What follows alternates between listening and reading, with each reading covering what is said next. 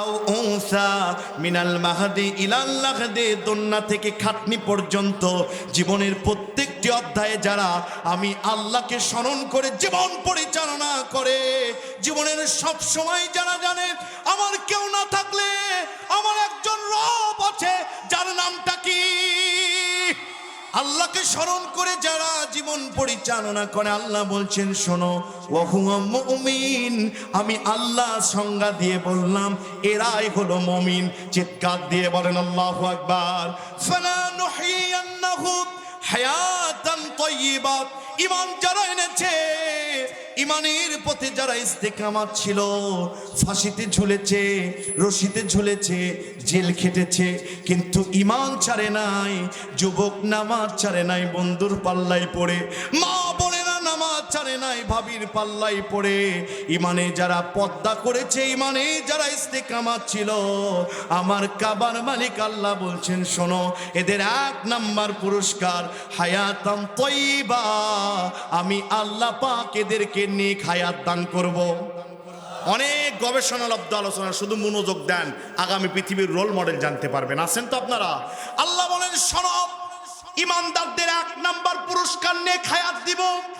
অনেকে বলবেন হুজুর আপনার কথা তো মিলল না, বাংলাদেশে কি আওয়ামী লীগ কি বিএনপি কি জাতীয় পার্টি আর জামাতি ইসলামী বলেন সমস্ত মানুষ একজনকে ভালোবাসতো, তিনি আর কেউ নয়, বাংলাদেশের কোরআনের পাখি আল্লামা সাইদি। কাবা কন্ট্রোলের দায়িত্ব আল্লাহ লিইলাফি কুরাইশ ইলাফিহিম রিহলাতাশ শিতাই ওয়াস সাইফ ফালিয়াবুদু রাব্ব হাযাল বাইত। শুধু তাই নয়, আল্লাহ বলছেন সুবহানাল্লাযী আসরা বিআবদিহি লাইলাম মিনাল মাসজিদিল হারাম ইলাল মাসজিদিল আকসা। কাবা কন্ট্রোলের দায়িত্ব আমি আল্লাহর। ওই কাবাতে 1450 বছরের ভিতরে 3 জন মানুষের গায়েবী জানাজা হয়েছে, তার ভিতরে 1 নাম্বারের জানাজা আমার সোনার নবীজি বাদশা নাজ্জাশীর পড়াইছেন। নাম্বার 2, ওই কাবাতে ইসলামী আন্দোলনের প্রয়াতা আবুল আলা মওদুদের জানাজা হয়েছে। আর ওই কাবাতে 3 নম্বরে বাংলাদেশের পিরোজপুরের সন্তান শহীদ সাইদের জানাজা হয়েছে। কথা বলেন ঠিক কিনা? আল্লাহ বলছেন শোনো নেক হায়াত দিব। আমরা জানি নেক হায়াত মানে লম্বা হায়াত।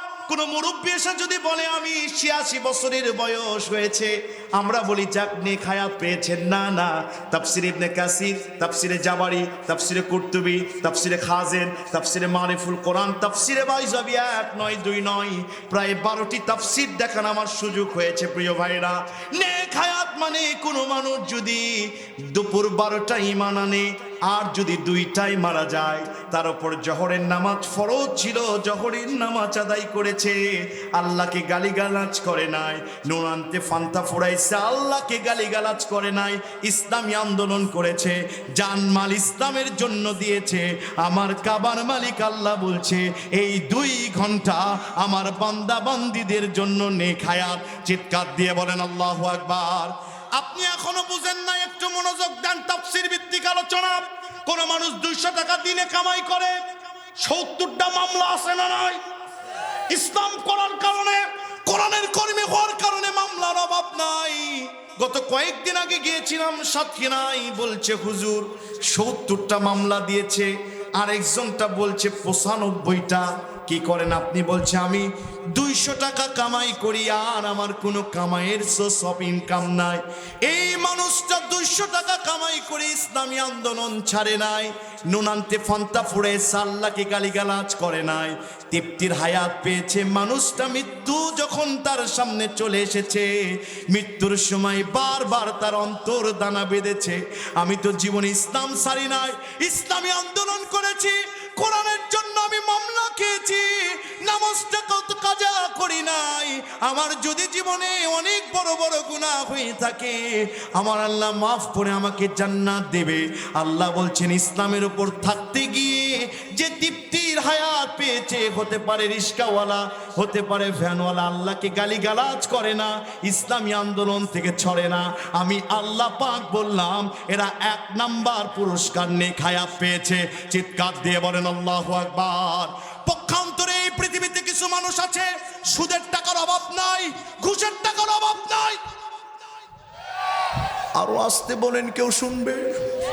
জোরে বলেন আছে না নয়?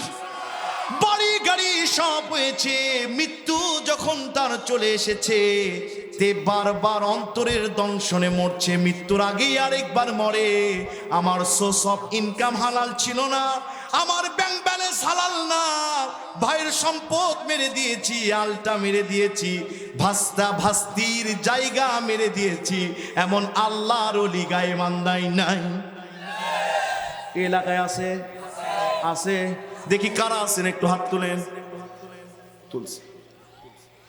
আমার ভাইরা একটু লক্ষ্য করেন, মৃত্যুর সময় আত্মদংশনে আবার মরে। মানুষের হক মেরেছি, বাংলাদেশের নাগরিকের হক মেরে সুইস ব্যাংকে ভর্তি করেছি, বাংলাদেশের নাগরিকের হক মেরে অমুক দেশে আসি, আসার যাই না। কথা অন্য কেন? আল্লাহ বলছেন এদের জীবনে হায়াত থাকতে পারে, টাকা পয়সা থাকতে পারে, তৃপ্তির হায়াত নাই।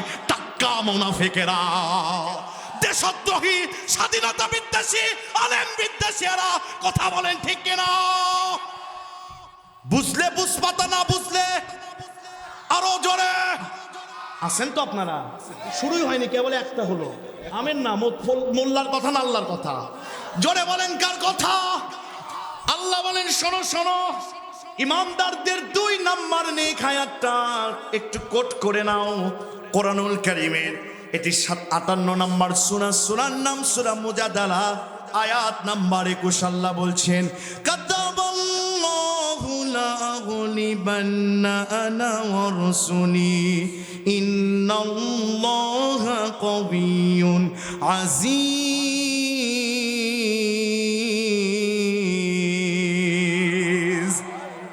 জমি কিনতে গেলে আপনি মুখের কথাই কিনেন না, কাতাবা মানে লিখিত করেন। কথা কন না কেন? আপনারা বুঝতেছেন না, না বুঝার ভান করে বসে আছেন? কথা কন না কেন? আল্লাহ বলছেন কাতাবা লিখতে হয়।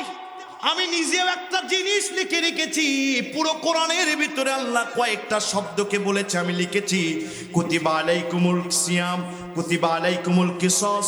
আল্লাহ আরেক জায়গায় বলছেন কুতিবা আলাইকুমুল কিতাল ওয়া হুয়া কুরহুল লাকুম। দিন কায়েমের কথা আল্লাহ লিখে রেখেছেন, রোজার কথা আল্লাহ লিখে রেখেছেন, বদলা কিসাসের বিধানের কথা আল্লাহ লিখে রেখেছেন। সে আল্লাহ বলছেন কাতাবা, আমি লিখে রেখেছি লা আগলিবান্না আনা ওয়া রাসূলি, আমি আল্লাহর দল আর আমার রসুলদের দলরাই পৃথিবীতে বিজয় লাভ করবে, পৃথিবীর কেউ ঠেকাতে পারবে না। আপনি এখনো বুঝেন না? একটু মনোযোগ দিবেন। আল্লাহর দল মানে হিজবুল্লাহ। পৃথিবীতে দল 2টি, একটা হিজবুল্লাহ আর একটা হিজবুস শায়াতিন। হিজবুল্লাহ কারা? যারা জমিনে আল্লাহর দ্বীন বাস্তবায়ন করতে চায়। ইনিল হুকমু ইল্লা লিল্লাহ, জমিন যার, আইন চলবে কার? দাদার, আপার, ভাইয়ার, বাবার। কার? আপনি মানেন কার? আল্লাহ। আল্লাহ বলছেন শোনো, আমার দল যারা করবে, আমার দল হিজবুল্লাহ, আমার দল যারা বাস্তবায়ন করতে চায় তারা হিজবুল্লাহর সদস্য। আল্লাহু আকবার। 2 নাম্বার হিজবুস শায়াতিন, দাড়ি টুপি জুব্বা সব পরে, মসজিদ কমিটির সভাপতি, মাহফিলের সভাপতি, আবার মানুষের দলের পিছনে স্লোগান দেয়। সকল ক্ষমতার উৎস জনগণ, টাটকা মুনাফিক, হিজবুস শায়াতিনের উত্তরসূরি। কথা বলেন ঠিক কিনা? আল্লাহ বলছেন কাতাবাল্লাহু লা আগলিবান্না আনা ওয়া রাসূলি, আমার রাসূল নাই, রাসূলের উত্তরসূরি আছে না নাই? জোরে বলেন আছে না নাই? রাসূলের উত্তরসূরি কারা? একটু কোরআন থেকে শুনে নিব, মনোযোগ দিবেন। মঞ্চে কেউ নড়াচড়া করবেন না, তাফসীরের এক একটা পয়েন্টে যাবেন, আগামী পৃথিবীর রোল মডেল দেখতে পাবেন। আল্লাহ বলছেন শোনো, আমার রাসূলের দল তারা হুয়াল্লাযী আরসালা রাসূলাহু বিল হুদা ওয়া দীনিল হক। আমার রাসূল পৃথিবীতে নাজিল হয়েছিল আদিয়ানে বাতিলা সকল মতাদর্শকে কবর দিয়া কোরআনী মতাদর্শ কায়েমের জন্য। পৃথিবীতে রাসূল নাই, রাসূলের উত্তরসূরি তারা, কোরআনী মতাদর্শকে কায়েম করতে যায় তারা। আল্লাহ বলছেন লা আগলিবান্না আনা ওয়া রাসূলি, আমি লিখেছি পৃথিবীতে ঈমানদারেরাই, পৃথিবীতে রাসূলের উত্তরসূরিরাই পৃথিবীতে বিজয় লাভ লাভ করবে। জোরে বলেন আল্লাহু আকবার। আপনি স্বপ্ন দেখছেন বিজয় লাভ করবেন, আল্লাহ বলতেছে আমার দলের লোকেরাই বিজয় লাভ করবে। কাতাবা লিখেছেন কে? আরস্তু। কে লিখেছেন? আল্লাহ বলেন কাতাবাল্লাহু লা গুলিবান্না আনা ওয়া রাসূলি, আমি আমার আরশের কোণায় লিখেছি আমার দল এবং রাসূলের দেখানো কর্মসূচি যারা পালন করে পৃথিবীতে বিজয়ের পতাকা তারা উত্তোলন করবে। ও বাংলার মুসলমান, 96% মুসলমানের দেশ, আলেম ওলামার দেশ। 56 বছর ধরে বাংলাদেশ স্বাধীন হয়েছে, আজ পর্যন্ত কেউ নামাজের বিল পাস করে নাই।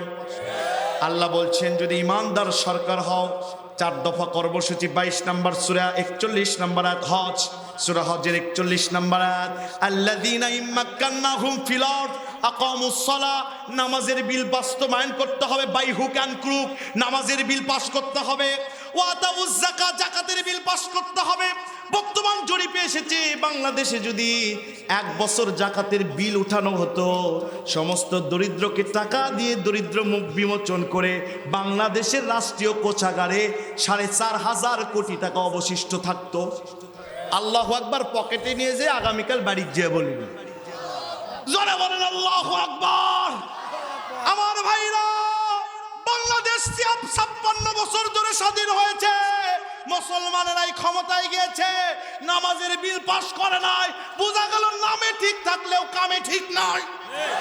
কথা কন না কেন?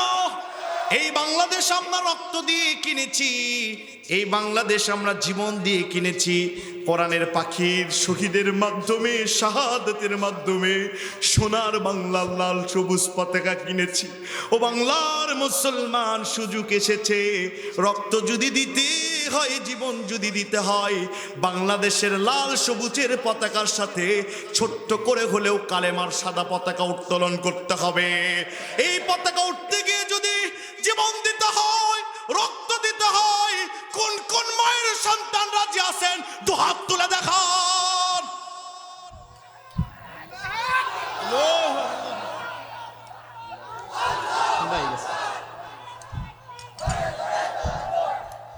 কষ্ট পাচ্ছেন?